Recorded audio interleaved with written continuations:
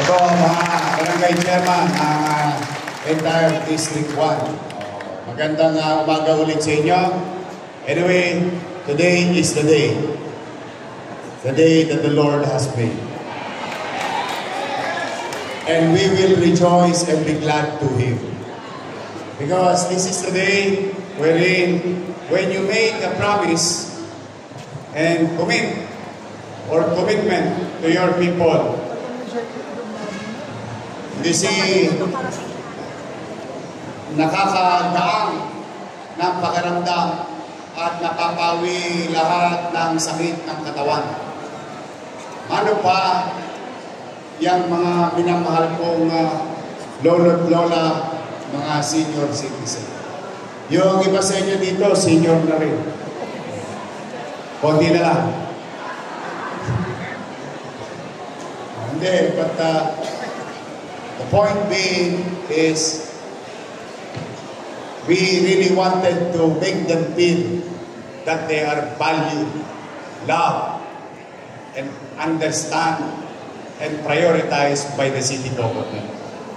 Naumpisa na natin yung cake, naumpisa na yung gatas, o ngayon yung pensyon naman. At ayaw ko naman kayong pahirapan para sa akin na manggaling. Malamang kasi mamaya sisingilin kayo ng mga senior citizen. Tatanong nila sa inyo, Chairman, paano yung utang nung nakaraan? 1,000 din yun, di 3,000. Tama ba rin? Abril, Mayo, Hunyo, 3 bulig. Diba kasi inyo sigiling? Simple lang ang paliwanag. Una, hindi ko alam kung paliliwanag nyo to kasi iba paliwanag nyo nung nakaraang kampanya eh. Pero ito totoo. Buti na sasabi. Yung 3,000 yun ha. Para meron kayong tools to explain properly without politics and chismis. Said ang pera. Literal. Dahil niya sa mga JO na yan. Ubos. And bukas makikita-kita tayo sa ating CDC. Makikita-kita tayo bukas. Mas maliwanag yung maliwanag bukas. Sa pangkalahatan ng lungsod ng Maynila. Ito kasi particular lang ating minamahal na senior citizen. That will cost us 590 million. Yan utang. Anyway, nandiyan na yan. Nandiyan na yan. Move forward tayo. Katulad ng kapatawarang inakot ko sa akin, nangihilan sa inyo dito. Nag-move na ako, kung di pa kayo naka-move on, ewan ko sa inyo. Nasa sa inyo yan. Pero lahat na ng postura, ibinalik ko sa inyo. Kayong namamahagi, wala akong pinipili, pati yung pinagkait sa inyong share, itinago sa inyo yung first quarter, second quarter, yung presidente ninyo, hindi man lang ipinaglaban yung para sa inyo. Asan na yung mga board member ninyo? Hindi man lang ipinaglaban yung para sa inyo. Eh, share niyo yun sa national government. Natagpuan ko, ipinamahagi ko. 3 days thereafter, nung matagpuan ko. 3 days after. Kanina ko pinamahagi sa mga kakampi. Pinamahagi ko sa lahat. Kasi, you deserve it. Ang tawag doon, respeto. Tanong, pwede ko bang hindi pamigay? Pwede. Bakit? Nagawa nga nila eh. Ayaw ko rin gawin. Pero hindi ibig sabihin ginawa nila, pag mali, kailangan mong kopyahin. No. Pag mali, mali. What you deserve, you should get. Kasi ang tawag doon, pagkalang. Ito na yun. Patay-patay na. O ngayon, pinagkakatiwalaan kayo. Na ito, pwede ko naman ipamigay sa totoo. Pagpayong. Mahirap, pero pwede naman. Hindi naman siya imposible. Kaya lang, mas minabuti kong kilalanin ang pagkakahalal ninyo bilang barangay official ng inyong nasasakupan at ibigay sa inyo yung poder.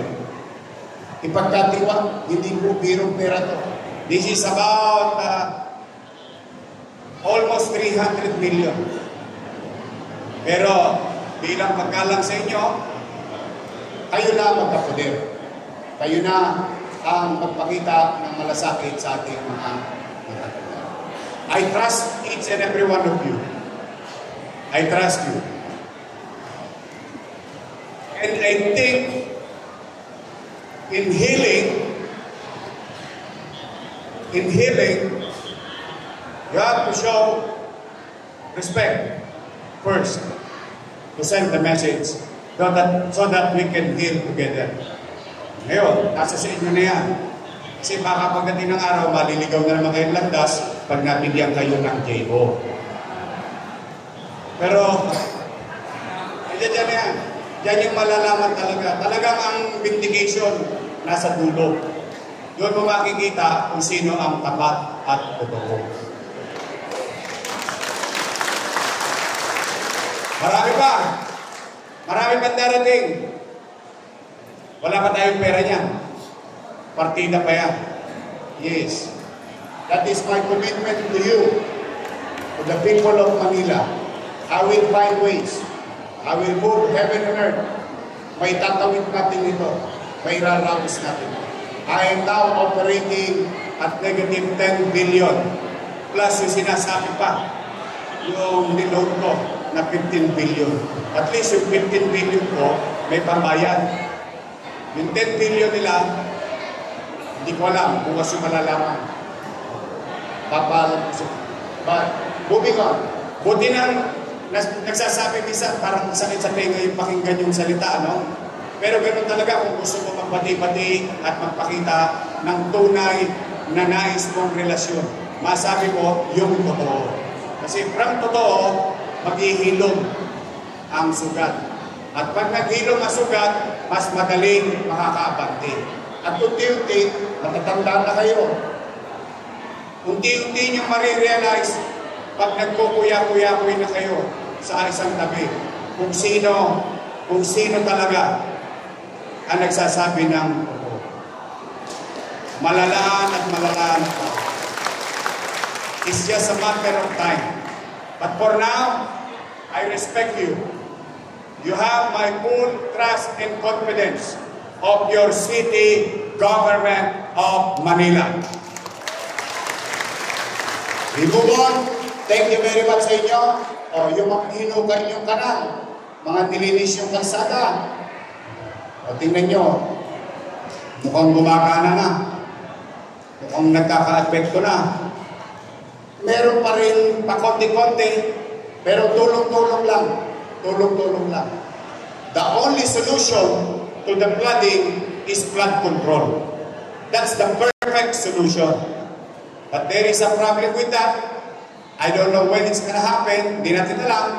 Pero, yung bagay na meron tayong magagawa, yung bagay na within our means, yung kaya lang natin, yun ang gagawin natin sabay-sabay. 896 barangay sa buong Maynila. So, ituloy-tuloy nyo lang yan. At ang maganda dyan, nagamit nyo pa yung budget nyo. Alam nyo na ang ibig kong sabihin. Tama ba? Wala kang mahirap-hirap. Bakit? Ginagawa nyo naman eh. Tama mali? Lista-lista na lang. Yeah. Napabuti pa sa totoo lang eh. But anyway, I, your mayor, on behalf of the people of Manila, would like to say, maraming salamat sa pakikisa ninyo.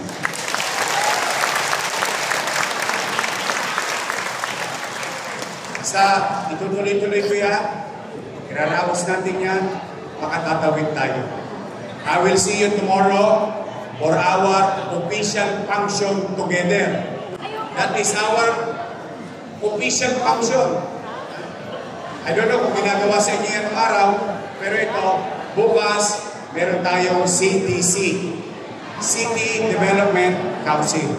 And you are part of it. So, you need to be there so that you will understand where are we going, what are our plans, what we have spent, what we have done, and what is our situation. And that is also for your guidance later on. Paggawa nyo ng budget, makikita nyo, dito patungo ang lungsod. O pwede na nating sabayan. Pwede na tingnan natin, baka pwede tayo dyan. So yan yung purpose ng CDC. At Joel, our director, na-imbitahan naman na sila lahat. Wala kayong pinili. Yung mga may birthday. Sino may birthday na October? Oh, I see you soon. Birthday? Masaya ba yung mga kagawad nyo? Yung nagbe-birthday? Yung mga secretary treasurer nyo? Ha? Oh, October ka? Oh, makikita-kita tayo sa October. Basta, ano lang. Basta, I'll do my best. Manatag kayo. Pipilitin ko maging mainam. Pipilitin ko maging eficiente. At umasa kayo, hindi ako gagastos ng walang kapararakan. At ang pangarap namin sa pamunuan, maghilo ang pananalapi, suliraning pananalapi ng lungsod ng Maynila in the next 3 or 4 years. That's how bad it is. And I'm doing my best na mapaaga. In all honesty, mapaaga yung paghilom ng problemang kinakaharap ko kayo. Walang pagsisisi, walang pagtuturo, walang pag-aakusa ng walang basihan. Kasi ang importante lang, alam natin may problema. Kasi problem solving, you cannot solve a problem if you keep denying that there is a problem. So that is one thing for sure. We are on our way to recovery. And that will take about 3 to 4 years. Kaya next time around, sana naman maging takdang aral ito. Yung personal nating kapakinabangan, siya namang sakripisyo ng taong bayan. Mag-iingat na tayo sa mga politiko na ipinapangako sa atin ang kaban ng gobyerno. Pag doon ang gagaling, ang katamaan niyan ay kinabukasan. Gusto pa nila ba't nila ginastos yung sarili nilang pera? Bakit kailangan gastusin ang kaban ng bayan ng walang kapararakan? Now we are paying the price. The people of Manila. But rest assured, ito, 300. Ang pera lang natin nasa 200. To be honest, sa general fund. Pero hindi. Dumating yung NTA, National Tax Allotment. Ano inuna ko? Taong bayan. Sabihin nyo yung PWD at saka solo parent, steady lang sila sa Gedli. Steady lang. Ano lang? Pagpiyahit-piyahit natin. O tapos, nakalimutan ko, Chairman, paano yung 3,000? Kailangan may papayaran. Ang sagot nyo simple lang, huwag kayo mag-alala, bubumbayin daw kayo ni Orme. Yan ako, I will recognize it, pero hindi ko lang alam kung kailan ko may bibigay. Pero yung update, yung updated, July, August, September, yan. Then, October, November, December, pag nakaluwag-luwag, plus 1,000. Kung may chapel, diba? Kung di man, next quarter. Tapos, may pamasko pa sila. Tapos, may pamasko pa yung mga kapitbahay nyo.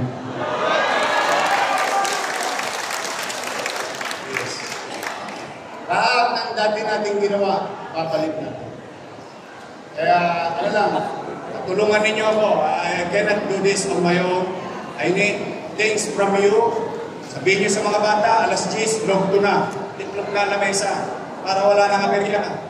Pag may aberya, may gastos na naman sa ospital. Pag may gastos sa ospital, may gastos na naman sa gobyerno. Pag may na-accident ito, nakalulupo. Maglinis tayo ng ating tapat, ng ating barangay. Kalkalin nyo lahat ng bara ng imbornal. O, ngayon, sino ang maraming minahal dito? Tasan na kayo. Kasi baka parado na ang puso nyo. Meron tayong angiogram. Gusto ko lang ipabalita sa inyo. Isa sa pinakamahal na procedure sa puso. Angiogram, angioplasty. Angiogram, 50 to 80,000. Angioplasty, 300, 500 to 1 million pesos. Tama mali? Libre sa Maynila.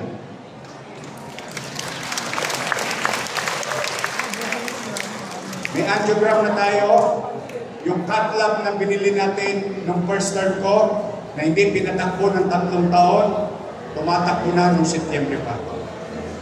Ayun, after natin ilang pasyente na ma-angiogram, papunta na tayo sa pinakamabigat na serbisyo, angioplasty. Buhay na ng tao ang pinag-uusapan natin. And this is the only cath lab sa buong Pilipinas na pag-aari ng lokal na pamahalaan. Meron yan, UPPGH, Heart Center, at siyempre sa private. Pero ang Maynila, meron tayong cath lab.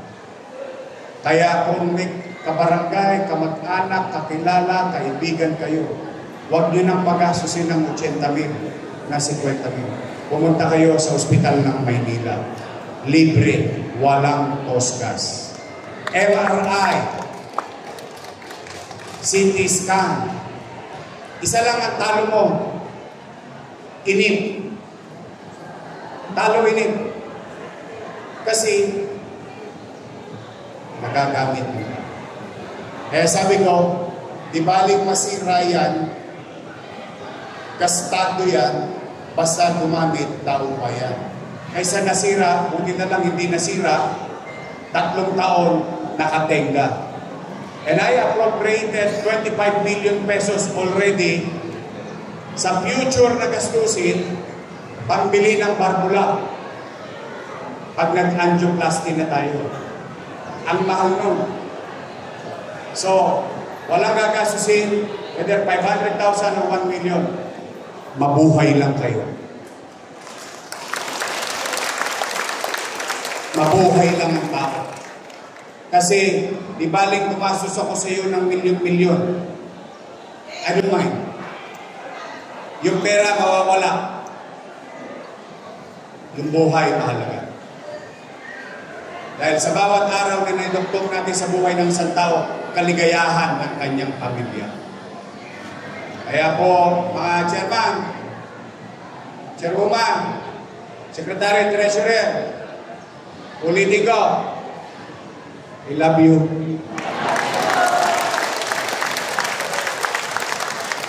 Huwag na kayo maligaw, ha?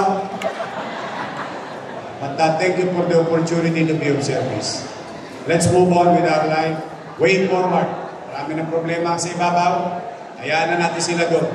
Ang intindihin natin kung paano tayo aabante bilang pamayanan, bilang mamamayan. Sama-sama tayo, together, we can make Manila great again. Magandang araw. Magpalain nawa kayo na Manila! God first. Thank you. Good luck sa inyo.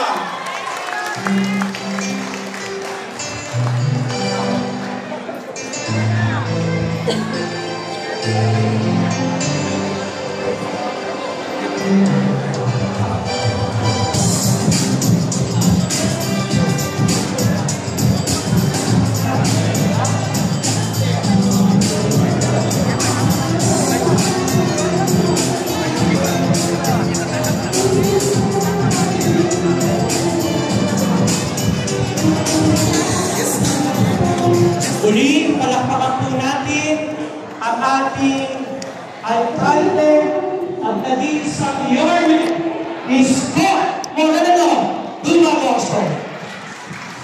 Kasama ang ating Vice Mayor at Presiding Officer ng